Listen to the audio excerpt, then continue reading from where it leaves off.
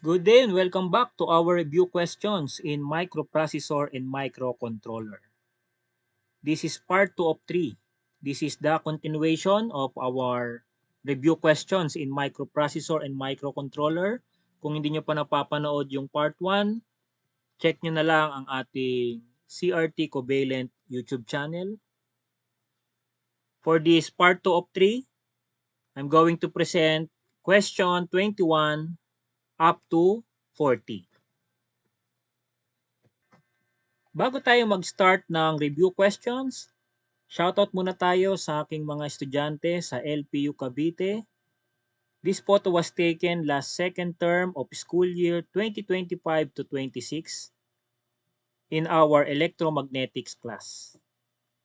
Shoutout to Anisardo Francis Lian. Shoutout Kyle Simone Cablara. Shoutout to Carl Luigi Co. Shoutout Jos Gabriel Cueva. Shoutout to Aika Wenzel Esguera. Shoutout to Gabriel Jed Icamen. Shoutout Andres Emilio Mirandilla. And shoutout to Lee Robert Salazar. So God bless sa inyo and good luck sa mga subjects nyo this school year. Start na tayo ng review questions. Again, ang part 1, ipipresent ko lang muna yung mga questions. And then ang part 2 ng video na to is yung mga answers. Let's begin with question 21. How much memory could the Intel 8085 access? Select the best answer from A, B, C, and D.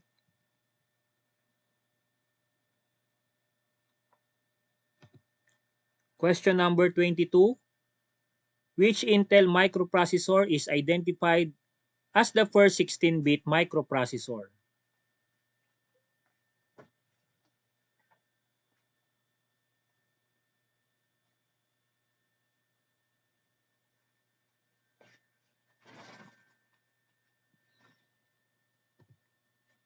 Next, question 23. Which bus configuration belongs to the Intel 8086?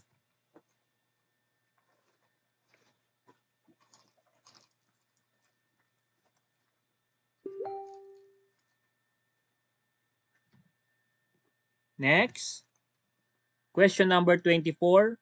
What made the Intel 8088 a cheaper version of the 8086?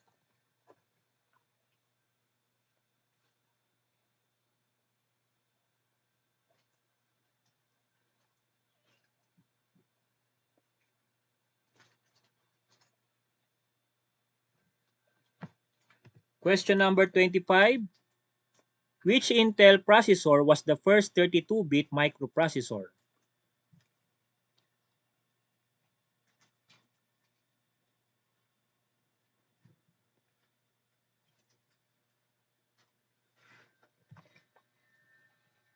Question number 26. How much memory could the Intel 8386 address?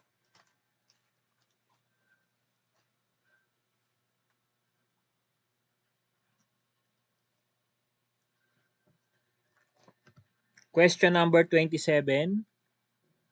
Which processor had about 1.2 million transistors and clock speed from 16 MHz to 100 MHz depending on version?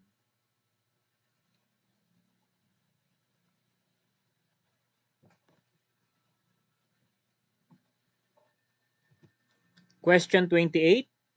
The Intel Pentium was originally named which of the following?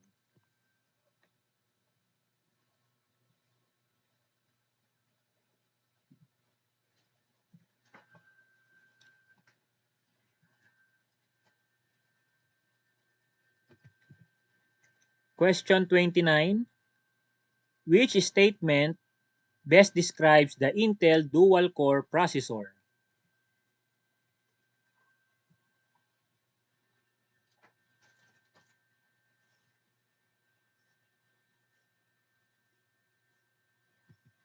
Question 30. Which Intel Core processor was introduced in 2017?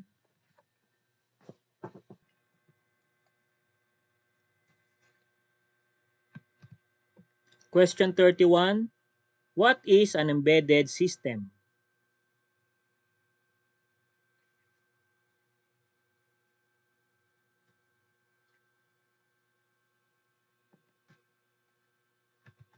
Question 32. A microcontroller is essentially what?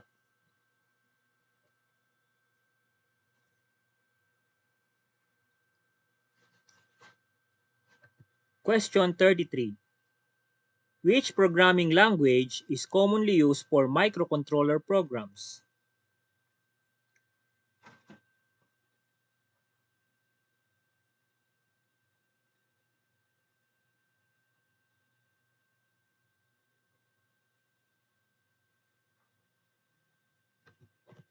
Question 34.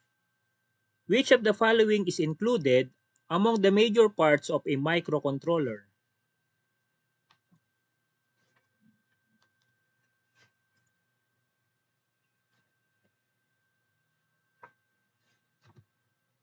Question 35.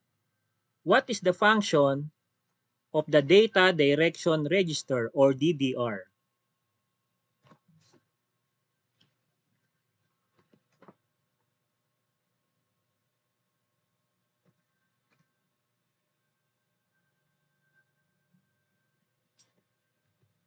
Question 36. In an 8-bit DDR register, what does each bit correspond to?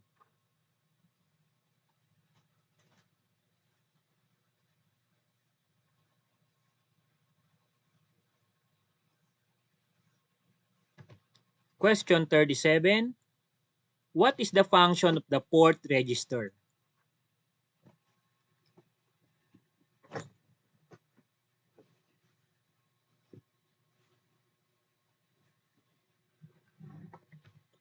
Question 38. What does the pin register read?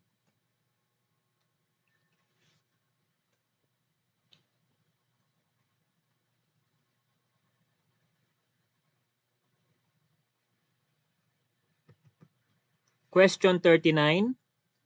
Which of the following is a common or typical microcontroller platform or family?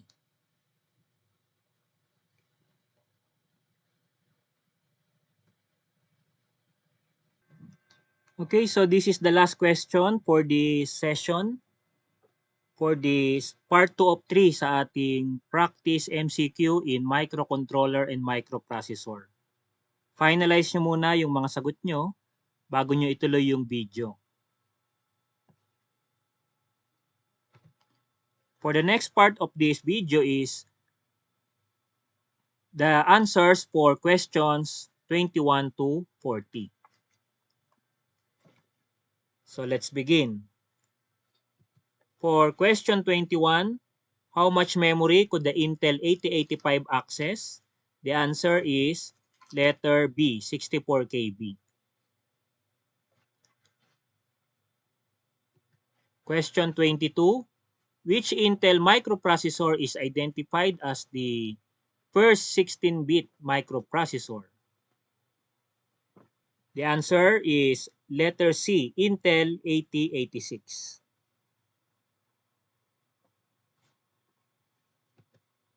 For your reference, ito yung summary, ito yung table ng iba't ibang Intel series and yung kanilang capacity or bit type. For Intel 4004, 4-bit. Yan lang yung 4-bit dito sa table natin. Intel 8008, 8080, and 8085. Lahat yan, 8-bit type. Then from 8086 to 8286, mga 16-bit type. Then ito yung 32-bit, 8386, 486, and Pentium. Then ang 64-bit natin, Intel Core. Continue lang natin, question 23. Which bus configuration belongs to the Intel 8086? And the answer is letter B. 16-bit data bus, 20-bit address bus. For number 24, what made the Intel 8088 a cheaper version of the 8086? The answer is letter B. It had 18-bit internal processor with 8-bit external bus. Question 25. Which Intel processor was the first 32-bit microprocessor? Answer is letter D, Intel 8386. Question 26. How much memory could the Intel 8386 address? The answer is letter C, 4 GB. For your reference, ito naman yung list ng Intel series, yung bit type, and the addressable memory. So you may take a photo of this for your reference and review.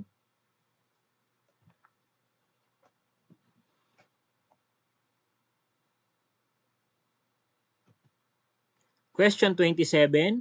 Which processor had about 1.2 million transistors and clock speed from 16 MHz to 100 MHz depending on version? The answer is Intel 8486, letter C for number 27. For your reference, again, meron tayong summary table ng processor, architecture or nodes, and the clock speed.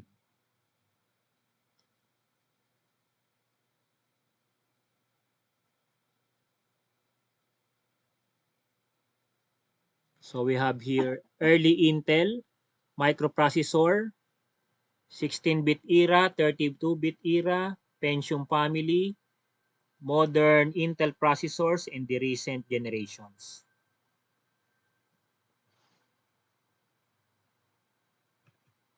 Question 28. The Intel Pentium was originally named which of the following? The answer is letter B, 8586. Question 29. Which statement best describes the Intel dual-core processor? Answer is letter B. Question 30. Which Intel Core processor was introduced in 2017? This is letter D, i9. Question 31. What is an embedded system? The answer is letter B. System combining hardware and software. Question number 32. A microcontroller is essentially what? Answer is letter A, mini computer inside a single IC. Question 33. Which programming language is commonly used for microcontroller programs? This is C language, letter A. Question 34. Which of the following is included among the major parts of microcontroller? Letter A, I/O ports. Question 35. What is the function of the DDR? This is letter D. It decides whether port pins acts as input or output. Number 36. In an 8-bit DDR register, what does each bit correspond to? The answer is letter A, a particular pin on the associated port. Question 37. What is the function of the port register? Answer is letter A. Sets up the value or the output value of pins configured as output. Question 38. What does the pin register read? The answer for 38 is letter C. Input state or actual voltage level of pin configured as input. Question 39. Which of the following is commonly or typically a microcontroller platform or family? Letter A from the choices. Pick. Question 40. Last question for this video. PIC microcontrollers are manufactured by which company? Answer is letter D, Microchip Technology. So, pwede nyo nang i-check yung mga correct answers nyo. Bilangin nyo yung mga naitama from these questions number 21 to 40. And this is the end of our review questions in microprocessor and microcontroller. See you in part 3 of 3 and don't forget to comment your score and subscribe, like, and share this video.